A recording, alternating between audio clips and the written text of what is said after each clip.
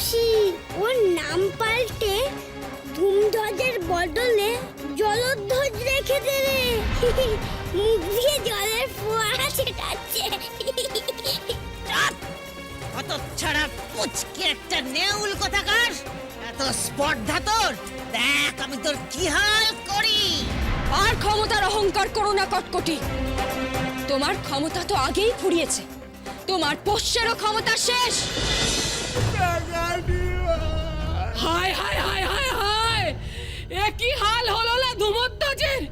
মুখ দিয়ে আগুনের গোলার বদলে ফুরফুর করে জল ছেটাচ্ছে না।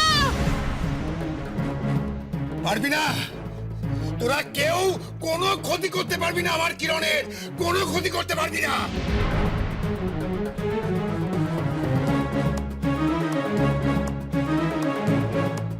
রাক্ষসী রানী কটকটিকে হারানো অত সহজ নয়।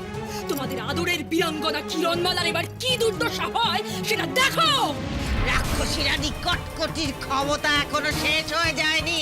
ধূমধ্বজ তোর শরীর দিয়ে ধাক্কা দিয়ে ওদের ভেঙে চূর্ণ বিচূর্ণ করে রে।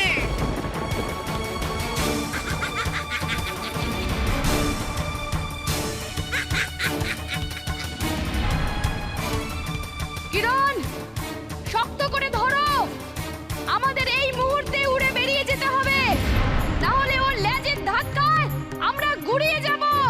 নকুল, সাবধান।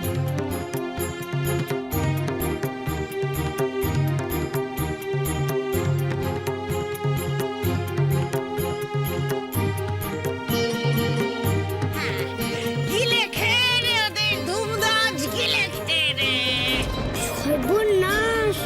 ও কিরণ, ও কি বিরাট হাড়ে! ওই হাড়ের ভেতর যে পর্বত ঢুকে যাবে, আমরা তো পোকামাকড়ের মতো তলিয়ে যাব রে।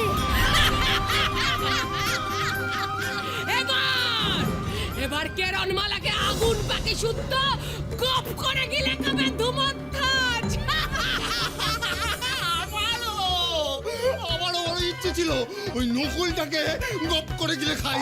বাচ্চাটা পোহা জ্বালিয়েছে আমার পেকাটি মা, কত দৌড় করেছে।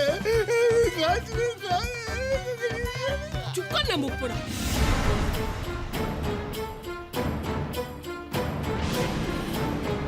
কি মহারানী আম্রপালি, এবার তোমার কুমারকে কে বাঁচাবে?